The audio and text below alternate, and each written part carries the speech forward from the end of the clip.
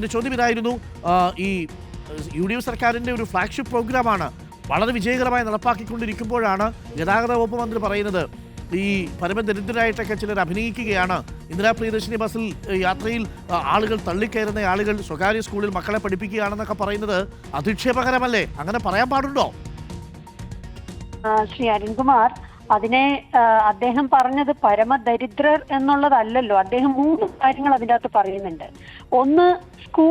ഒന്ന് പറയുന്നത് നമ്മുടെ ഈ പ്രിയദർശിനി ബസ്സുമായി ബന്ധപ്പെട്ട് സൗജന്യ യാത്ര.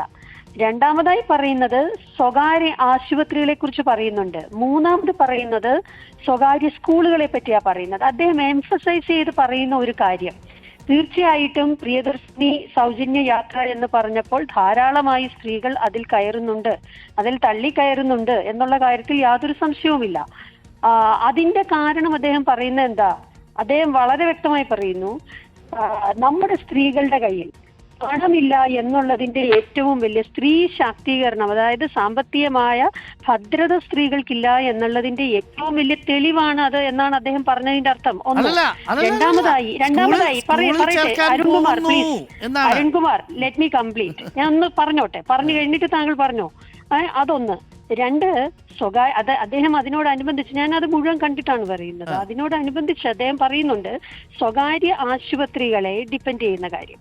നമ്മൾ സർക്കാർ ആശുപത്രിയിൽ പോകുമ്പോൾ ചിലപ്പോൾ നമുക്ക് കിടക്കാൻ സ്ഥലമില്ലാതെ വരാന്തയിലായിരിക്കും കിടക്കുന്നത്, എന്നാൽ പോലും നമ്മൾ അവിടെ കിടക്കാൻ തയ്യാറാകുന്നു. അത് സ്വകാര്യ ആശുപത്രിയിൽ പോകില്ല. പിന്നെ അതേപോലെ അല്ലല്ല അതിന്റെ അർത്ഥം പൂർണ്ണമായി മനസ്സിലാക്കൂ. ഞാൻ പറയുന്നത് കംപ്ലീറ്റ് ചെയ്യട്ടെ. സ്വകാര്യ ആശുപത്രിയിൽ പണം ധാരാളമായി സ്പെൻഡ് ചെയ്യേണ്ട പോകുന്ന ഒരു സ്ഥലമാണ്. എന്നാൽ സർക്കാർ ആശുപത്രിയിൽ പണം കൊടുക്കണ്ട എന്നുള്ളത് കൊണ്ട് അങ്ങനെയല്ല, വരാന്തയിലാണേലും നമ്മൾ കിടക്കാൻ തയ്യാറാകുന്നു, പണമില്ലാത്തവർ അങ്ങനെ പോകാൻ തയ്യാറാകുന്നു. രണ്ട്, സൗജന്യ ബസ് യാത്ര വന്നപ്പോൾ സ്ത്രീകൾ ധാരാളമായി അതിന്റെ അകത്ത് പോകുന്നു, കയ്യിൽ പണമില്ല. ഇത് രണ്ടും അങ്ങനെ തന്നെയാണ്. പിന്നെ അദ്ദേഹം കണക്ട് ചെയ്യുന്ന ഒരു കാര്യമുണ്ട്.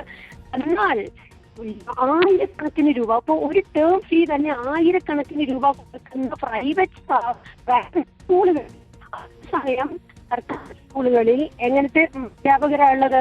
റാങ്ക് ഹോൾഡേഴ്സ് ആയിട്ടുള്ള ഏറ്റവും, അതായത് സ്വകാര്യ സ്കൂളിൽ മക്കളെ പഠിപ്പിക്കുന്നവർ അഭിനയിക്കുന്നു എന്നാണോ? ദരിദ്രരായിട്ട് അഭിനയിച്ച് ബസ്സിൽ യാത്ര ചെയ്യുന്നു എന്നാണോ പറഞ്ഞത്?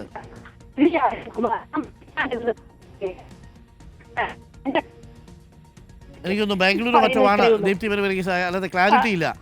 ദീപ്തി മണി വർഗീസ്, എന്നാൽ ഒരു കാര്യം കൂടി ഞാൻ ചോദിച്ചോട്ടെ. ഞാൻ പറയുന്നത് കേൾക്കാമോ? ഇപ്പൊ കേൾക്കാമോ? ഇപ്പൊ കേൾക്കാം, പറഞ്ഞു. ഹലോ.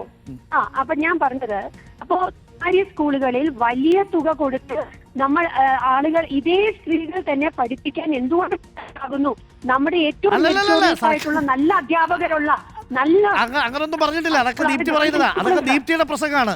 ഞാൻ CP ജോണിന്റെ പ്രസംഗത്തെ കുറിച്ച് ചോദിച്ചത്. CP ജോൺ പറഞ്ഞത് അങ്ങനെ ഒന്നുമല്ല. CP ജോൺ പറഞ്ഞത് പരമദരിദ്രരായിട്ട് അഭിനയിക്കുന്നുവെന്നാണ്. പരമദരിദ്രരായിട്ട് അഭിനയിക്കുന്നവരുണ്ടോ കേരളത്തിൽ?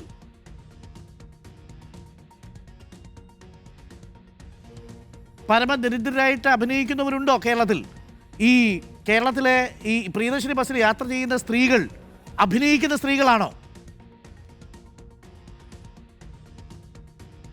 എനിക്കൊന്ന് ടെലിഫോണിന്റെ ബന്ധം വിച്ഛേദിക്കപ്പെട്ടതുകൊണ്ടാണ്.